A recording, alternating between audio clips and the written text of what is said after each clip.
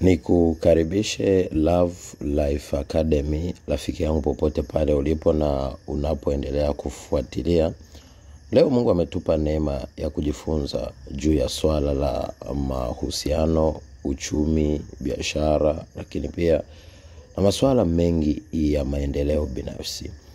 Leo Mungu ametupa neema ya kutaka kujifunza maeneo 8 muhimu ambayo unatakiwa kuyazingatia kama unataka uishi maisha marefu, yenye muda mrefu, lakini pia yenye furaha na amani hapa duniani. Maisha ya mwanadamu asiye na furaha duniani ni maisha ya mwanadamu ambaye hata mbinguni furaha kupata ni kazi. Kwa nini? Kwa sababu unahitaji kujua misingi itakayoweza kukuongoza umpendeze Mungu.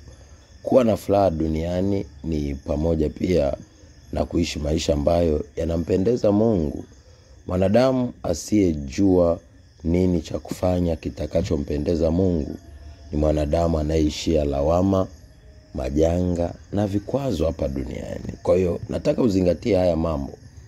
Hata kama upo kwenye mahusiano, hata kama upo kwenye maisha yako ya kawaida, haya ukiyazingatia atakusaidia kukuimarisha na utakuja kujuta duniani. Cha kwanza au eneo la kwanza la kuzingatia na kufanyia marekebisho ni eneo lako la kiroho.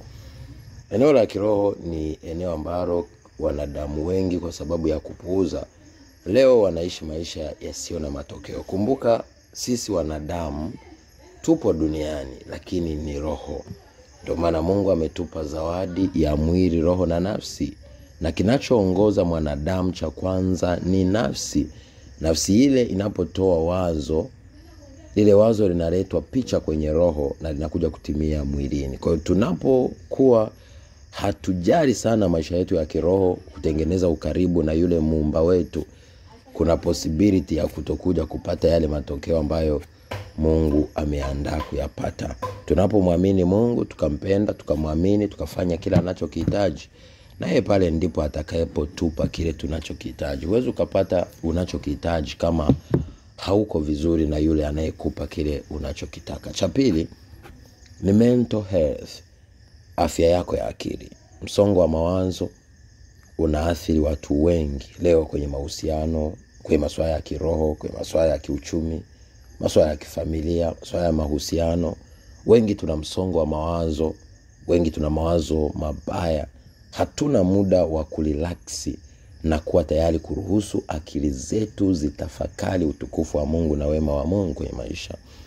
Kwa hiyo rinda ufahamu wako kutoruhusu kitu chochote kinachoweza kuharibu ubongo wako. Kumbuka maamuzi yako, matendo yako na hatua za uchaguzi kwenye maisha yako unategemea zaidi afya yako ya akili. Wengi leo wana misongo ya mawazo, wengi leo wanahisi kuchanganyikiwa kwa sababu ya hali zinazoendelea duniani. Kwa hiyo unatakiwa ulinde afya yako ya akili na kuzuia msongo na kitu chochote kinachoweza kuathiri. Lakini tatu ni physical health. Physical health ina maana afya yako ya mwili ni kitu cha msingi. Huwezi ukafanya chochote duniani kama mwili wako ni dhaifu. Wengi leo hawawezi wakaenda kazini au kufanya biashara au kufanya huduma ni kwa sababu afya zao zina changamoto. Ndio maana lazima uchunguze unakula nini, unalalaje, unapumzikaje, unafanya maamuzi gani kwenye maisha. Haya yatakusaidia kuweza kutunza afya yako. Kuna wengine hawezi wakatunza afya zao, wanakula vyakula ovyo ambavyo baadaye vinakuja kuleta madhara. Chunguza unakula nini. Chunguza mwili wako unaweka kwenye mazingira gani na unaruhusu kufanya nini. Na je, unapumzika pia? Je, uko tayari kuweka kwenye hali ya usafi? Hayo ni mambo ya msingi ya kuzingatia. Lakini kitu cha 4 ni personal growth. Personal growth ni makuzi au maendeleo yako binafsi. Angalia una ujuzi gani. Wengi hatupati muda wa kupata ujuzi na ufahamu wa kila ambacho Mungu amekiweka ndani yetu. Kumbuka Mungu anapomuumba mwanadamu anampa kipawa, lakini ili kipawa kile kiweze kuleta matokeo makubwa ni lazima ufanye mazoezi. Ukiwa unaenda kufanya labda unaenda kwenye mashindano, na usifanye mazoezi, asilimia kubwa utakuwa mtu wa wastani, na muda mwingine unaweza usipate tuzo. Kwa hiyo kushindana kwenye maisha kunahitaji mapambano na maandalizi.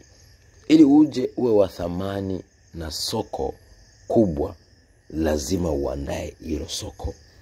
Thamani utakayoiongeza kwa kupata ujuzi, kwa kupata maarifa, ndio kitu kitakachokufanya uwe wa thamani. Kumbuka kuna mtaalamu mmoja alikuwa ni pastor lakini pia kocha, anaitwa Miles Monroe. Aliwahi kusema hivi kwamba mafanikio si fedha, bali mafanikio ni kuongeza ubora kwenye maisha yako. Sasa jiulize, umeongeza ubora kivipi? Kumbuka maarifa tulionayo leo, baada ya miezi kadhaa au miaka kadhaa, yale maarifa hayatofaa tena. Kwa lazima tujifunze kusoma vitabu, kufuatilia wale au kila ambacho tunahitaji tukielewe, tukijue na tujifunze. Tunamuona Daniel, tunamuona Nemeshak, Abednego wanakuja kutumika kwa Nebukadreza na wakaonekana ni bora kuliko wachawi na waganga, kwa sababu walikuwa na maarifa na elimu. Hata kama unamtegemea Mungu, usitegemee elimu inakuja tu bila kujifunza. Mungu ameweka watu na amewapa hekima, ameweka role model ambao tunaweza kujifunza. Ni lazima tutafute maarifa. Kuna vitabu lazima tusome. Hata kama wewe ni mtumishi, labda unajikita kwenye masuala ya healing, uponyaji au miujiza, ni lazima utafute watu aidha kwenye Biblia, lakini pia na watu ambao wamefanya hilo jambo na walikuwa wanafanyaje, ujifunze. Na kadri unavyozidi kujifunza, na ndivyo Mungu anazidi kukuongeza zaidi. Kumbuka Mungu anakutumia na anakupa platform kulingana na maarifa yako ulionayo na uhusiano wako na yeye. Ndio maana Hosea 4:6 maandiko yanasema watu wangu wameangamizwa kwa kukosa maarifa. Kitu cha 5 ni mazingira. Hakikisha mazingira yako salama. Angalia ni watu gani wanaokuzunguka. Influence ya watu wanaokuzunguka wanaweza kukusababisha uwe mtu bora au uwe mtu usiye bora. Angalia mazingira ulipo yana support. Unaweza uwe kijijini, ila maana ambapo hauwezi ukafikiri mambo makuu. Sasa mazingira yanaweza kukulimiti wewe uwe nani kwenye maisha. Lakini unapobadilisha mazingira au kufuatilia watu ambao wameongezeka zaidi, ila maana na wewe utaongezeka zaidi. Lakini ukizidi kukaa na toxic people, watu ambao ni hatari, na utazidi kushuka, kupotea. Ukizidi kukaa na watu ambao wamekata tamaa, na utakata tamaa. Ukizidi kukaa na watu ambao wamefanikiwa, utafanikiwa. Wewe ni average ya watu 5 ambao umewaweka karibu yako, kiuchumi, kimahusiano, kimaisha. Na the way unavyozidi kuongezeka, ndo the way watu wanazidi kuondoka kwenye maisha yako. Lakini ukisema nizidi kushikilia watu fulani, ila maana wewe hautaki kufanikiwa. Maisha ni muendelezo. Maisha ni kupiga hatua. Sisemi wadharau watu, sisemi waone hawafai, hapana. Lazima ujue maisha yana mipaka na yana hatua pia. Lakini kitu cha 7 ni masuala ya uchumi. Jihakikishie unajiwekea akiba, jihakikishie unatumia kidogo unavyoingiza, jihakikishie unaweka budget kwenye maisha yako, jihakikishie unakuwa na kitu cha kukuzalishia kiuchumi, jihakikishie unaweka mipango na malengo, si kwa ajili yako tu, kwa ajili ya kizazi kijacho, lakini pia kwa ajili ya misaada ya watu wengine pia. Lakini mwisho ni kelia. Wewe unafanya nini duniani? Kitu unachokifanya ina maana kile kina determination ya kuja kuonesha utakuwa mtu mkuu au mtu wa kawaida. Kwa hiyo chunguza na weka uwekezaji mzuri kwenye kila ambacho umeitiwa kufanya. Kusudi la maisha yako si kitu cha lele mama au cha kupuuza. Mamilioni ya watu kwa sababu ya kushindwa kuangalia kile ambacho wameitiwa au kile ambacho wanasomea au kile ambacho wanataka kukifanya na ukiboresha na kupata maarifa na kukiendeleza, leo wameishi maisha ambayo hayana focus. Kuna watu walitaka wajiajiri, lakini mpaka leo hawawezi wakachukua hatua na maamuzi magumu. Kwa hiyo kwa vyovyote vile unahitaji maamuzi magumu. Kwa vyovyote vile unahitaji kumtanguliza Mungu kwenye maisha yako. Kwa vyovyote vile unahitaji kufanya maamuzi na kuongeza ujuzi wa kila ambacho Mungu ameweka ndani yako ili uje kuwa nyota na mtu mkuu duniani. Mimi naitwa Apostle Johannes John. Nataka nikukumbushe, Mungu alipokuumba amekuumba kwa sura na kwa mfano wake. Umiliki, utawale, ufanikiwe, uongezeke. Lakini pia anataka alikuze jina lako. Soma kitabu cha Mwanzo 1:26 mpaka 28. Soma pia kitabu cha Mwanzo 12:3 mpaka 6. Na soma kitabu cha Kumbukumbu la Torati sura 28 mstari wa 1 mpaka 14.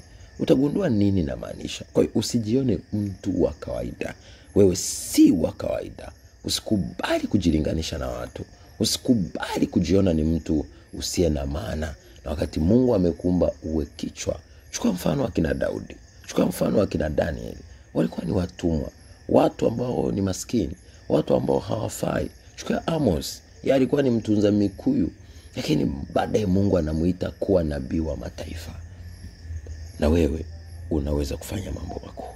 Usijione wa kawaida. Nawapenda. In Jesus name. Shalom.